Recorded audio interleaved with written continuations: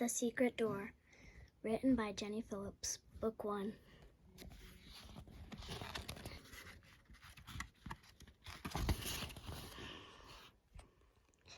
Chapter 1.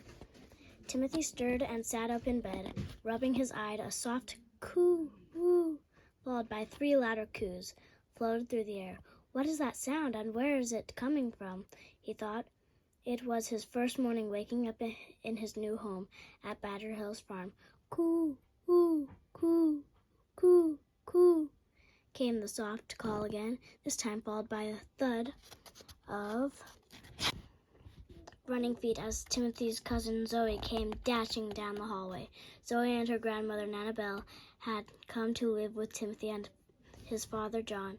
Shortly after Zoe's mom had passed away, Timothy had lost his mother too.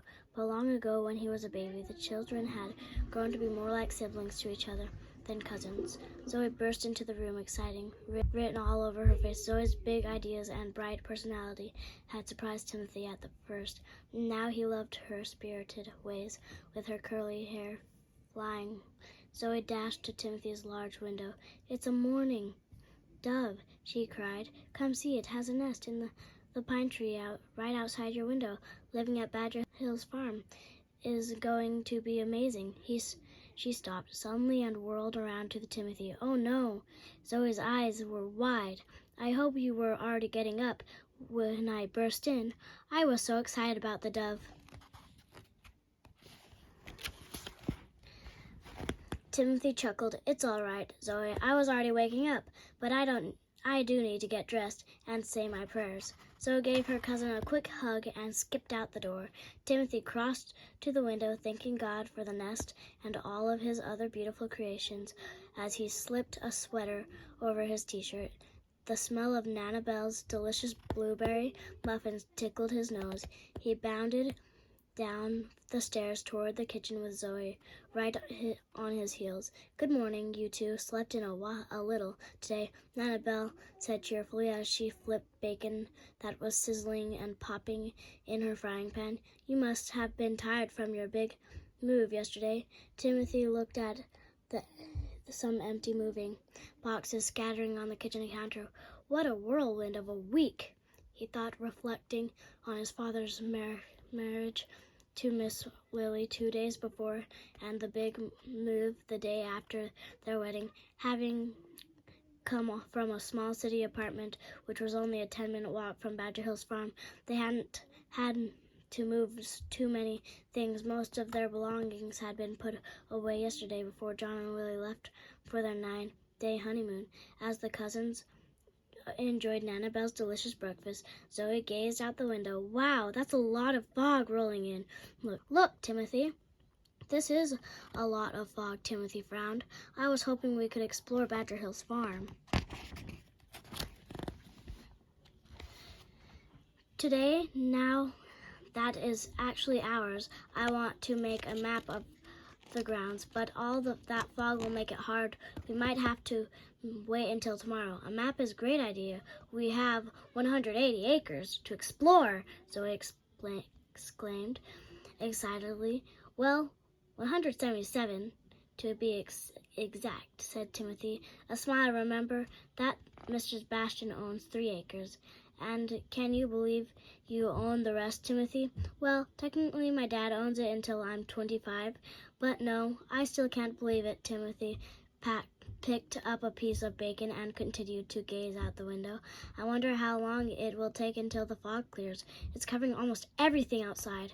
"I'm sure it won't last all day," Zoe said.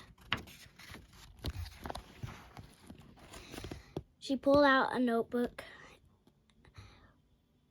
with a bright purple cover. "Hey, I wrote about how we got the farm. Do you want me to read it to you?" "Sure," Timothy said with a smile. After meeting the famous author Bailey Bastian, who was their only neighbor on the farm, Zoe had decided she wanted to be a writer too. She cleared her throat, held out her notebook, and began to read. 200 years ago, a family with the last name of Roach purchased 180 acres of a beautiful land, complete with a large pond, waving grass, rolling hills, several groves of thick woods, and a gurgling stream. As the family began to work the land, they discovered a surprise on a farm, a den of badgers. Thus they called their land Badger Hills Farm. The family decided never to sell the land. They had handed it down from generation to generation. Over time, a town grew up around Badger Hills Farm. The town turned into a small city and then into a large city. Badger Hills Farm was surrounded by the city streets and buildings. The last generation of the Roach family had only one child who outlived his relatives and had no children of his own to inherit the farm. That is how Mr. Roach found himself the only surviving member of the Roach family. He was a very grumpy man with no friends until an 11-year-old boy named Timothy Todd came along. "I'm 12 years old now," Timothy said, after finishing his last sip of orange juice. "Yes," replied Zoe, "but you weren't 11 when we met Mr. Roach last year." "Keep listening," she began reading again. Timothy and his family lived in a small city apartment close to Badger Hills Farm and loved to walk around the land, admiring its natural beauty. Mr. Roach ran out of money and the farm fell into disrepair. Eventually, he sold 3 acres to the famous author Bailey Bastian. This gave Mr. Roach enough money to live, but no one knew who would inherit the rest of Badger Hills Farm. One day, Timothy's family was walking around the farm when they had heard Mr. Roach calling for help, and that's how Timothy's family met Mr. Roach. Timothy was kind to Mr. Roach and made him some paintings, for Timothy was an artist.